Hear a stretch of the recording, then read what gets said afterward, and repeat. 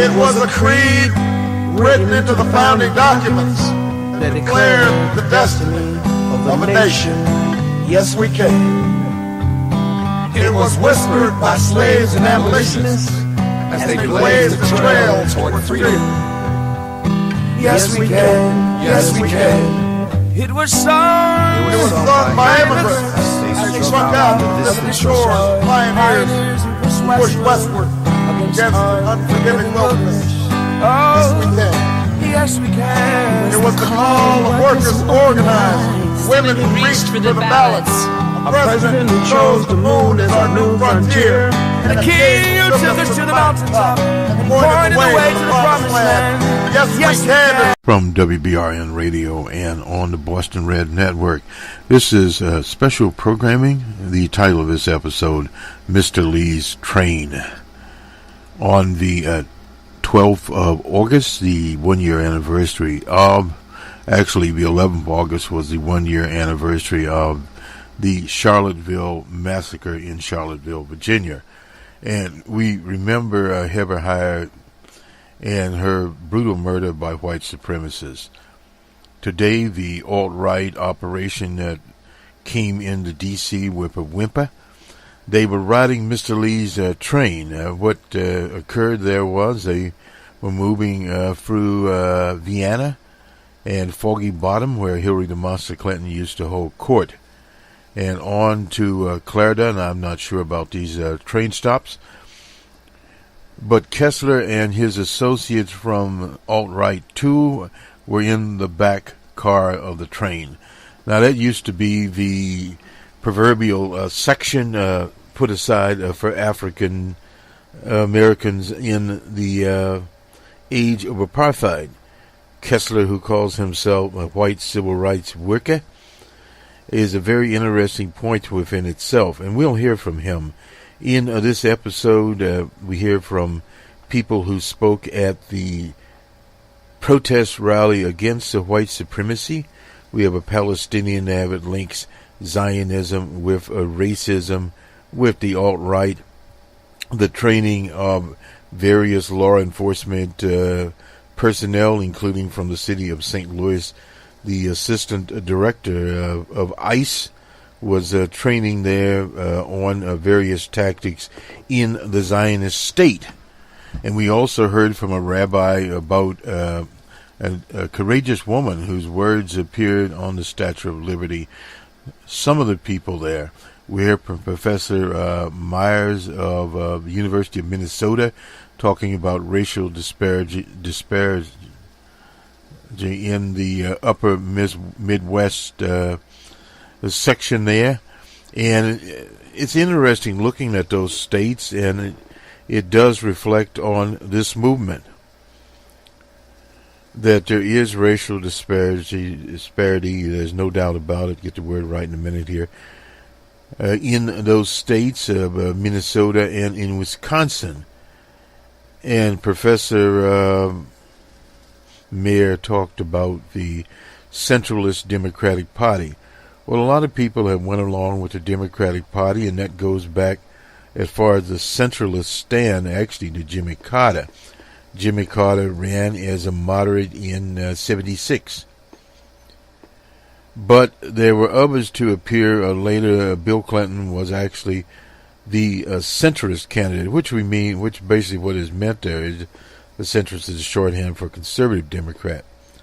That's what set the stage, but at the same time, in the upper Midwest, as in portions of the Midwest, in the 70s, 80s, and 90s, particularly in the 90s, early 90s, late 80s under Reagan, there was prosperity.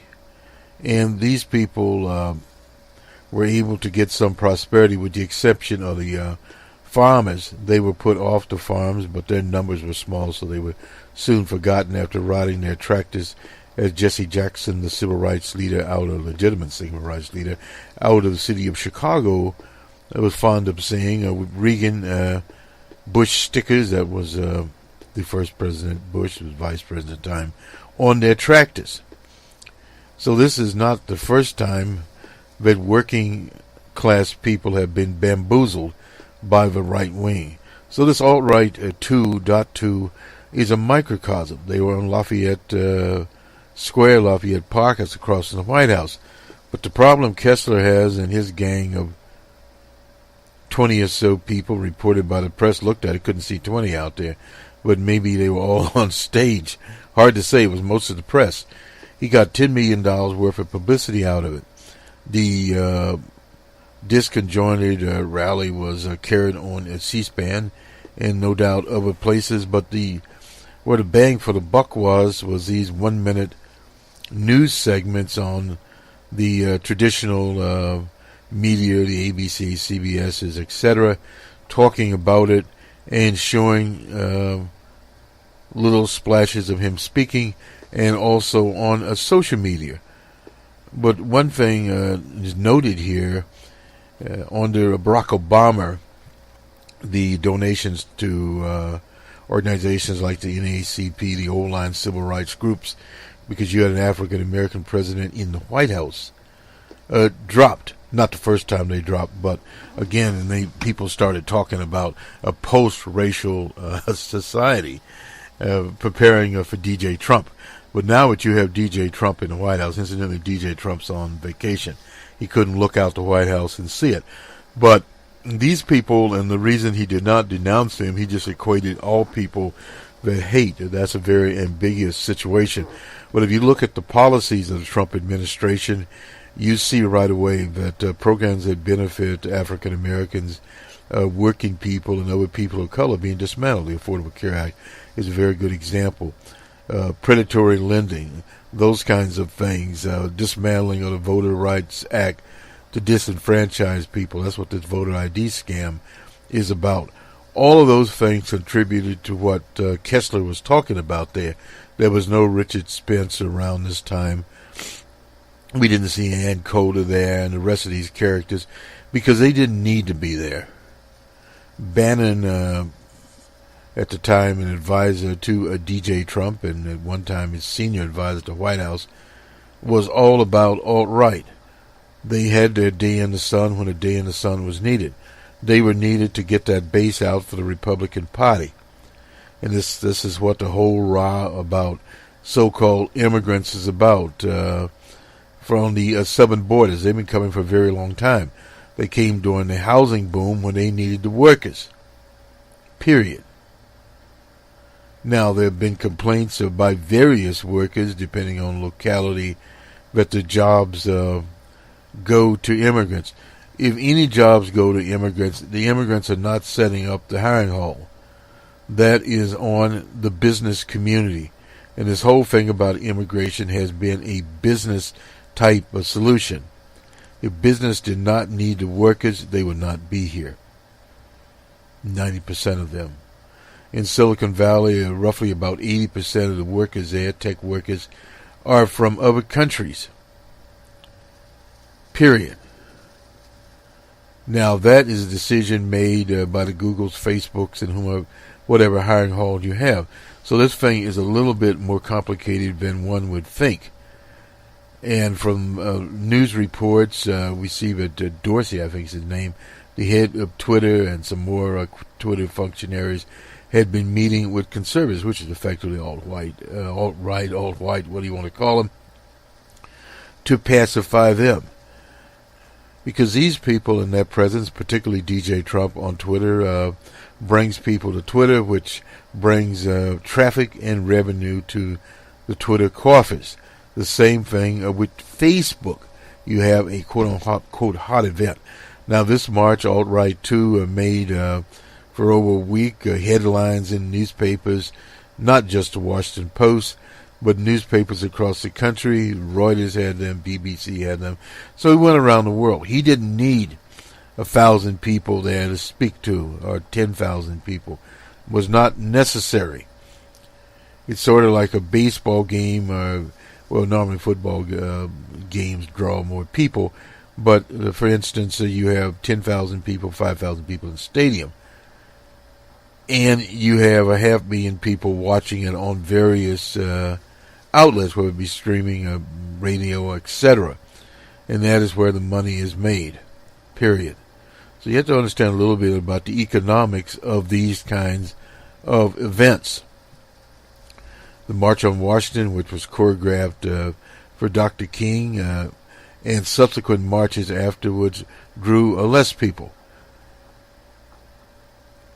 The Million Man March was a different situation, where literally 1 million plus African American men went to Washington because of the trial of one Orenthal James Simpson.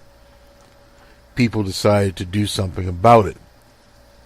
The unfortunate thing, there was not as much follow-up as one could do, but that was in the time. The Women's March, more recent march, that brought hundreds of thousands of people to Washington to resist DJ Trump. Very successful. More women are running for office now than ever before. Last night we did, or today actually, we did a report, it was last night, on the governor's race in the state of Minnesota and what is happening there between the DFL candidates. One candidate in particular there, Ms. Murphy, is an old-time DFLer. That's what Professor Mays talks about there. And you have some what you'd call centrist Democrats in that governor's race.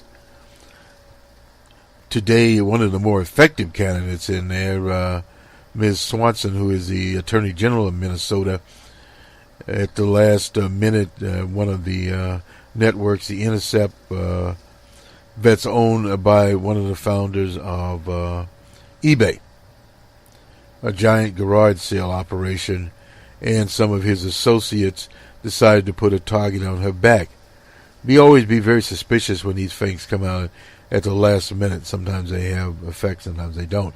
And today we have supposedly a daughter of a woman alleging that she was a victim of domestic violence by the Attorney General candidate and Representative Keith Ellison of Minnesota. He's running in the primary, and this is all on Tuesday. He has denied the charges, as Swanson's charges was that some people in her Attorney General's office were used for quote-unquote political activity. But the person that made the charge left there in 2014 or 2012. One, I don't have it in front of me.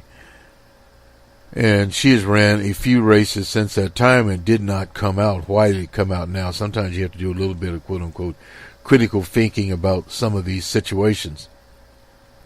The same thing that happened to Al Franken. The charges came, they were never investigated by the Senate. He was forced out of the Senate, and now that seat could be in jeopardy, such as the governor's race. So a lot of things, machinations are going on here. DJ Trump, of course, is on holiday, but 40% of his supporters, his core supporters, are amenable to the type of message that Kessler had out there today. Not all, because in the instances, some of the Trump supporters, particularly in Wisconsin, in Minnesota, in Iowa, had voted for Barack Obama 2 times. So again, there's a lot of messaging there. There's a lot of class there, so don't jump to conclusions. The unemployment rate is low, yes, but workers' salaries are basically worse off than they were in the 70s, and inflation is creeping in. So more and more what we're seeing now started with a racial situation, always starts that way. The late Kwame Ture talked about that. But then you start getting more and more into the class struggle. And now that was a situation that Trump talked about rectifying, clearing the swamp. But he was a swamp. So once the gangster got in, yes, they still have these white nationalist policies. The tariffs were supposed to be in America first. It could turn into America last, a situation. And also at the same time, Numbers Man, that's on WBRN and the Boston Red Network, invite you to tune into it, because we went into more detail about where the economy is and the world economy in terms of we look at India, we look at the UK, etc., how they are doing. Not as well as they had done in the past. So the capitalist economy is up and down.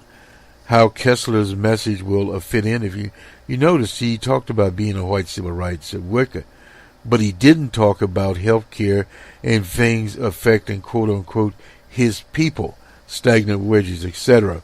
There.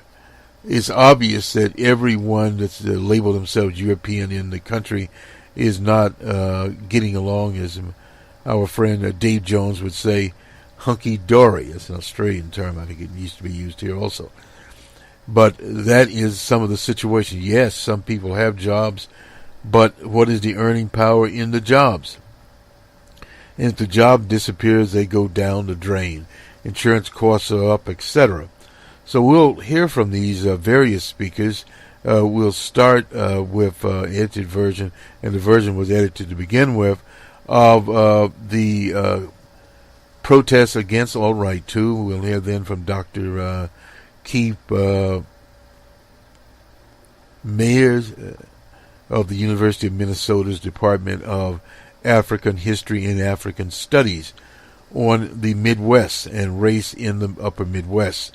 And then we'll hear from the man that started all, Mr. Kessler himself, speaking to his alt-right, basically speaking to the press in an empty lot there. But this is what culminated at the end of Mr. Lee's train. We did a broadcast a long time ago talking about Mr. Lincoln's Trail. Well, Lee's Trail was derailed by Sherman, Grant, etc. The only thing was left was some monuments, period. And this was supposed to have been a rallying cry in Charlotte, Virginia, that unfortunately killed the late Heber Heyer. She was from the Shenandoah Valley of Virginia. That is as southern as you want to be. And then the state troopers that were killed there also. On the 12th of August, 2018. This is Boston Red. We'll be back with the Monday Morning Quarterback. Incidentally, one other story today. Tiger Woods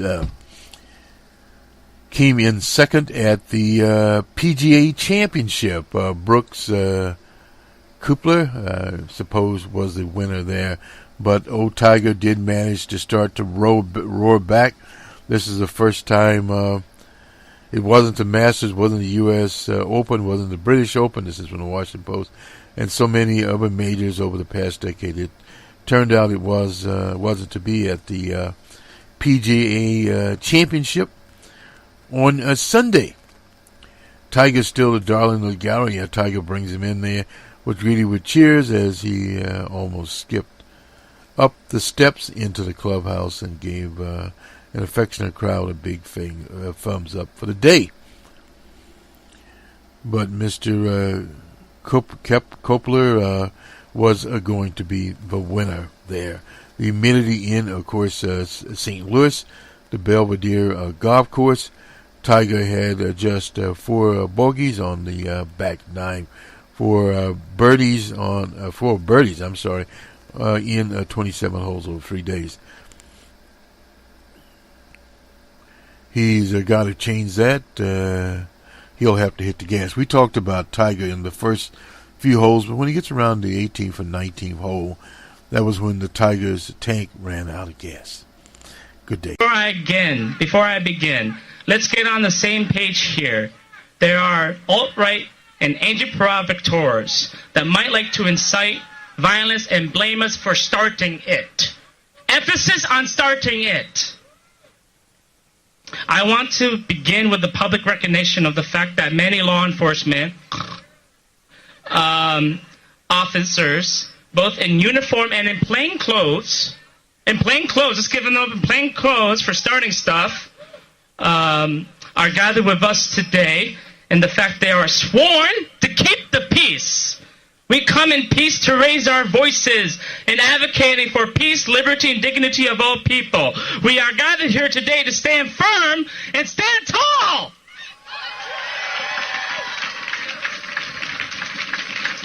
And to say khalas to this hate, and this hate that is killing us.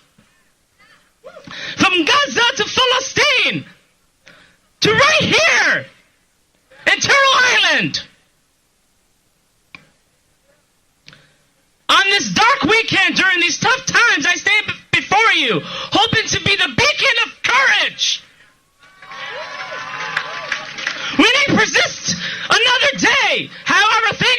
enough, you see. Since the start of the Great Return March in Gaza, we have close to 30,000 of our sisters and brothers who are doing the same thing you are doing today, getting mowed down and killed. 30,000 of us are being injured for doing the same thing you all are doing today. We are deeply suffering. Our cultural center was being uprooted. The Israeli government has uprooted the Palestinian culture, literally destroying the cultural museum in Gaza. So these folks from alt-right pontificate and wish to adopt the Israeli model of an apartheid state. This is why we are speaking, because Israel, they look up to Israel. Richard Spencer wants America to become Israel. Jason Kessler wants to do this, what they're doing to Palestinians, to every single one of you today. And they call themselves a democracy. But it's nothing short of a genocidal, settler, colonial state, like here in Turtle Island, just like home. And I stand before you as the founder of QPIN, the Queer Palestinian Empowerment Network. As an organization, we strive to amplify and acknowledge the Palestinian LGBTQ community. That is Palestinians within and beyond Palestine, who identify as queer, trans, Palestinian, lesbian, bisexual, gay, and any identity outside of heteronormativity.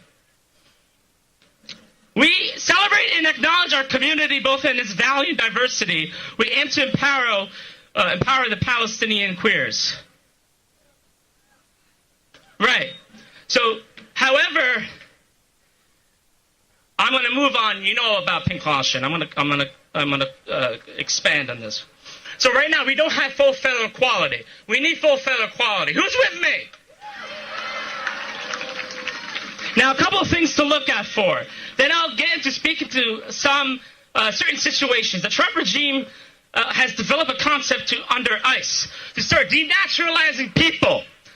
Trump has started to denaturalize American citizens, and their test subjects were Palestinian. Their test subjects were Palestinian organizers. Rosslyn all day in Chicago, and Ahmed all day Osman in Ohio. Don't you understand this? They're denaturalizing American citizens are pillars of society just because they're Palestinian. Now say this with me. Say this with me. From Palestine to Mexico, all these walls have got to go. From Palestine to Mexico. We're done? Huh? Okay. Now I just want to make something perfectly clear. You see, there is a certain organization that gets away with things they've done to the Arab, Muslim, and Palestinian community, and it's known as the Anti-Defamation League. They have sent police officers from St. Louis over to Israel. They have sent ICE officers, including the deputy director of ICE, over to Israel to kill and murder and maim my people with your tax dollars.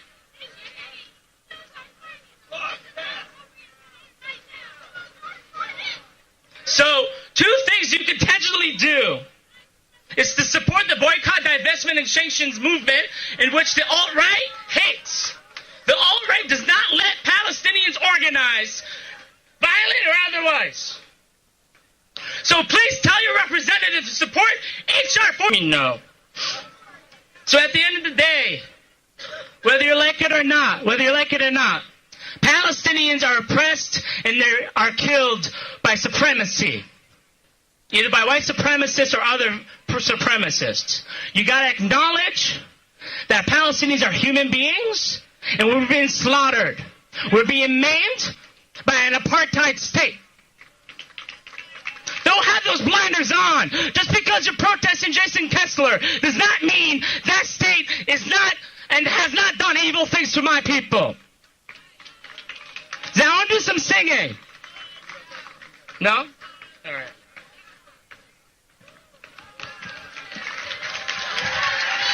Let's raise a voice in support of solidarity among all oppressed communities across our world. We're here to stand up against anti-Semitism, against racism, against white supremacy, against the expropriation of Palestinian lands. We want to fight for a world that respects all, built on solidarity, mutual aid, and trust. Under the previous remarks, like a bunch of people to come to me with frustration, feelings, anxiety. If you're not feeling tension, you're probably not in the right space, because it takes work and challenges working through differences to build movement. So, and we got to be willing to talk to people, not at people. How about that? No matter what. We are in the same place we were 2 years ago, and maybe arguably 10 years ago, and maybe 20 or 50.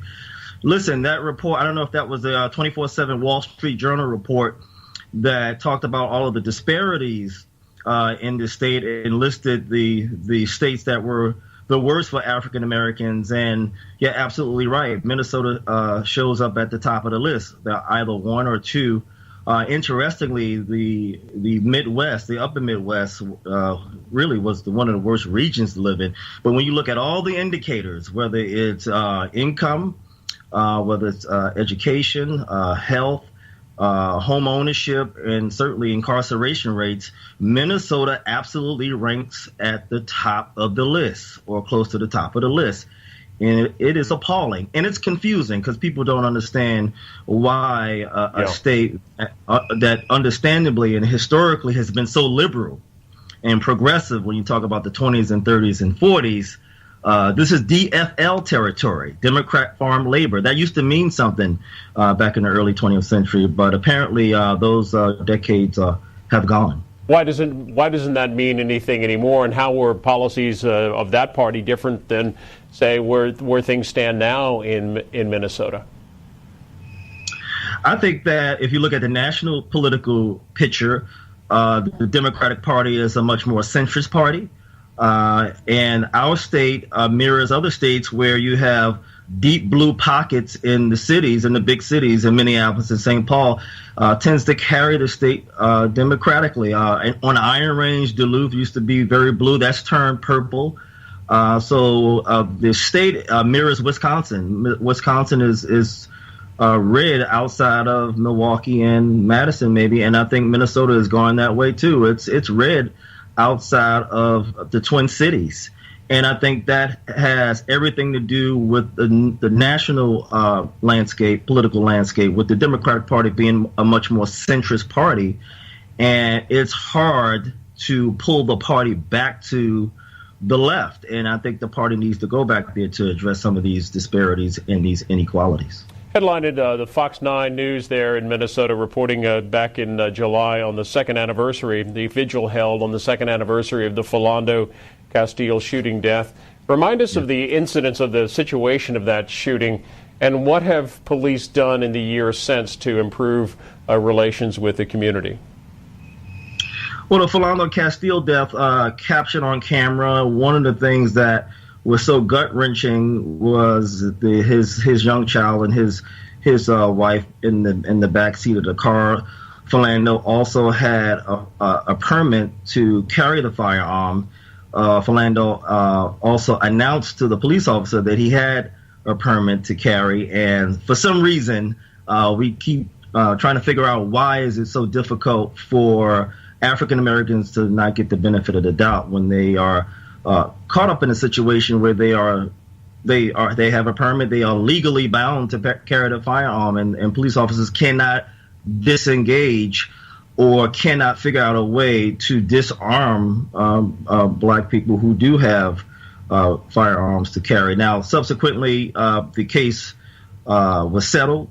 Officer Yanez was arrested, tried, and found not guilty. And so that really has left us wondering, when can we get justice? How can we get justice? Interestingly, we've had a couple of other cases post Philando Castile, and we had a young man named Thurman Blevins shot and killed. We actually had a young man named Fumi Lee. Interestingly, we had a black cop, Minneapolis cop, that was charged for killing a white woman, and his case is pending in the court. So we have a number of cases that are swirling and circulating in the Twin Cities, and it will be very interesting to see what some of the outcomes are. You kind of touched on this a little earlier, but do you think that because you mentioned the upper Midwest and Minnesota being the second worst in terms of racial equity, do you think the story of that geographic area doesn't get told nationwide because it's in an area where people wouldn't expect to have perhaps racial tensions? Absolutely. I think that if you look at the demographics, folks assume that the lack of black density in a state like Minnesota would make the difference. But Chicago, Illinois, as a state, shows up on the list. A lot of black density, a lot of black folks in that state, and mainly in the city of Chicago. But it doesn't matter if the demographics are high or low when it relates to black folks.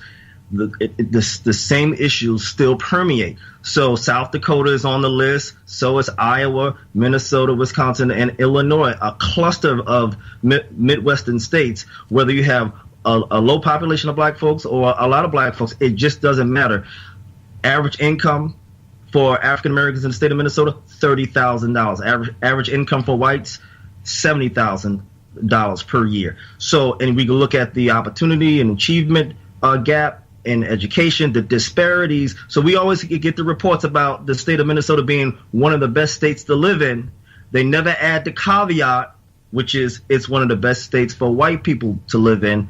When you look at black folks in the state, we have a very different experience, even in 2018. But certainly the Minnesota and Minneapolis in particular has a strong advocate in the form of Representative Keith Ellison, the first Muslim elected to Congress, very active, obviously, in Democratic Party politics and a prominent voice in the House floor. How do you see his voice being heard? Has he made a difference? Keith Ellison has made a difference.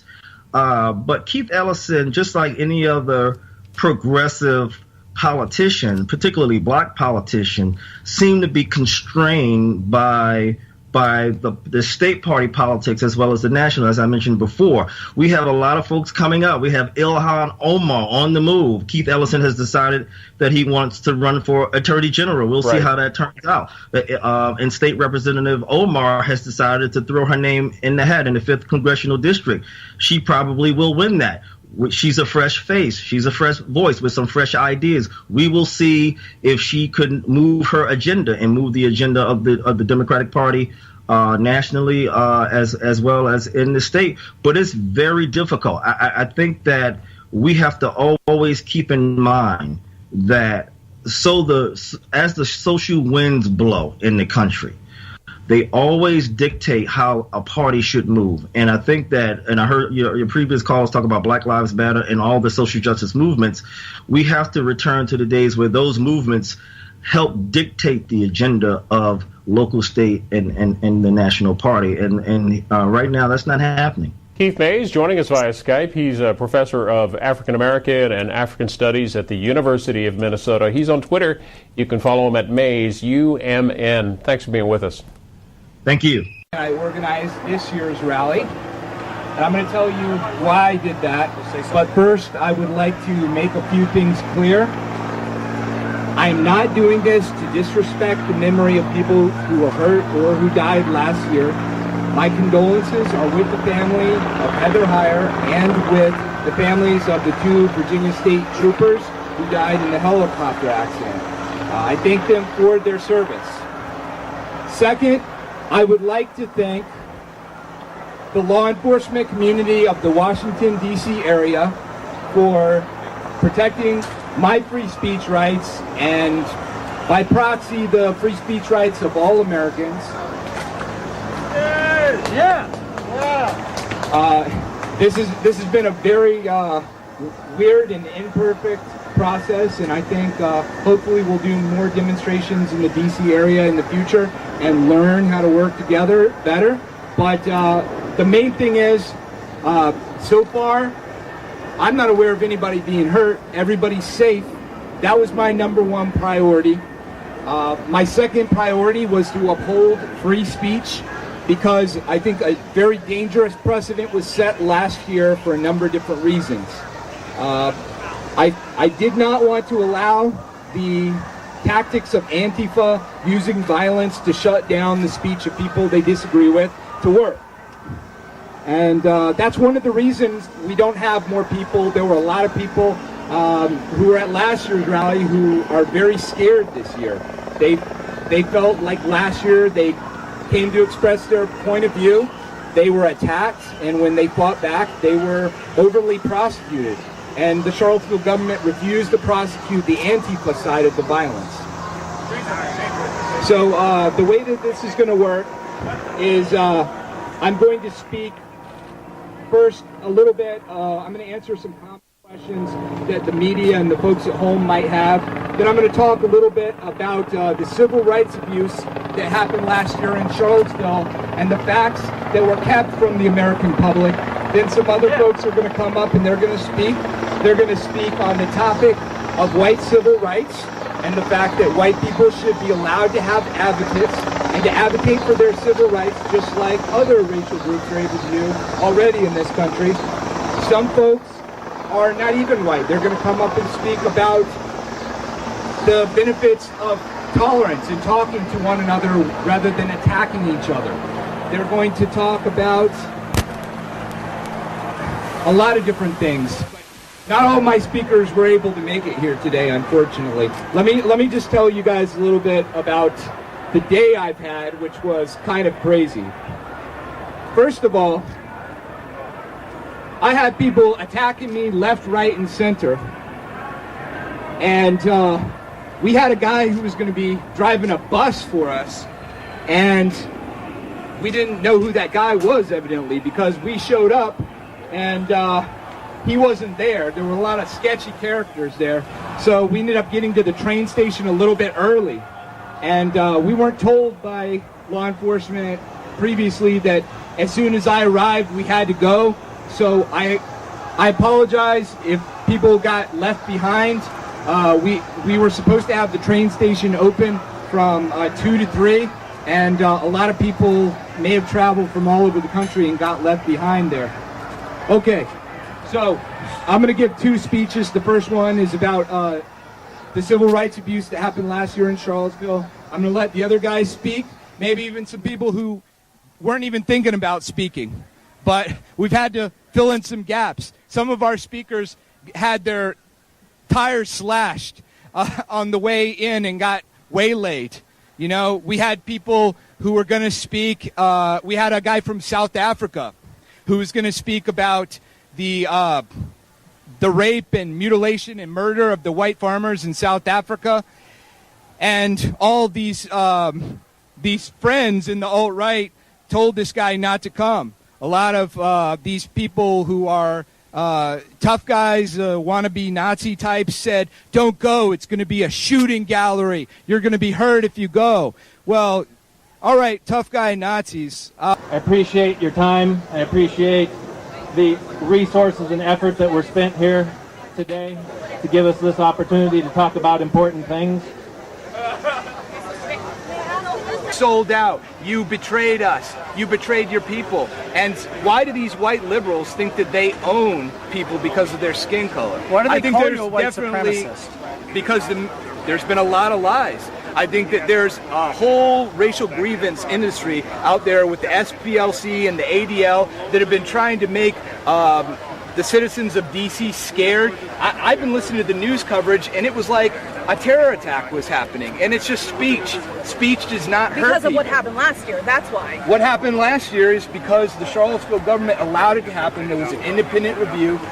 Former federal prosecutor Tim Heaphy said that it was the city's fault when the first outbreaks of violence happened.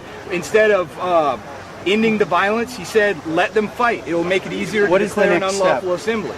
And people don't know that we had a permit, just like the president said. People don't know that 5 days before the event, I talked to the city manager of Charlottesville, Maurice Jones, and he's admitted this under oath, that I said I was afraid that the police were going to stand down like they'd done in Berkeley, California, and they didn't give a damn about that. They stood down just to spite me. They threw their own people, even the Antifa and Black Lives Matter, into a gristle mill of violence so that they could shut down speech they didn't like.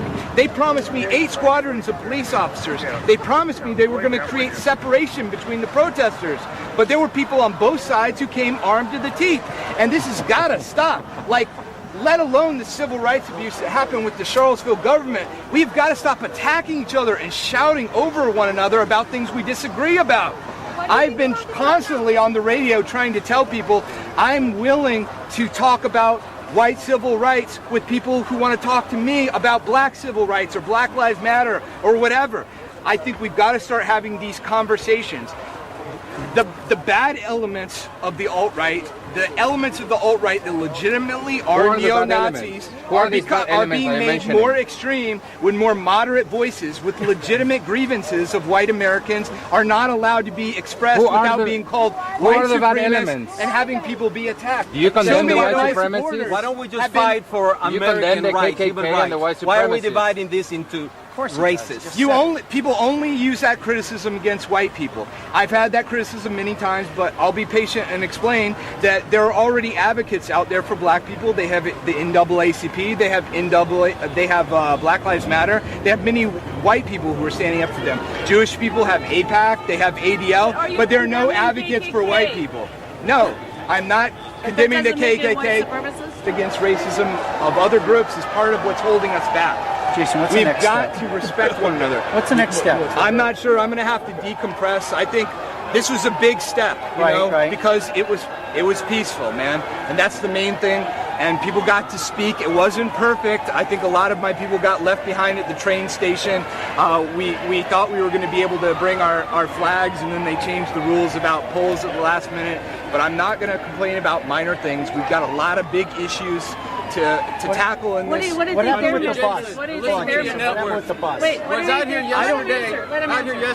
I don't know what their message. I don't know what their message is, because I think that they're very confused, because I've been listening to the same news reports that they have, and they thought a terror attack was going to happen. They thought people were coming out here to hurt people, but I've been clearly trying to say that this rally is not about hurting people who are black or brown or Jewish. About neo-Nazis.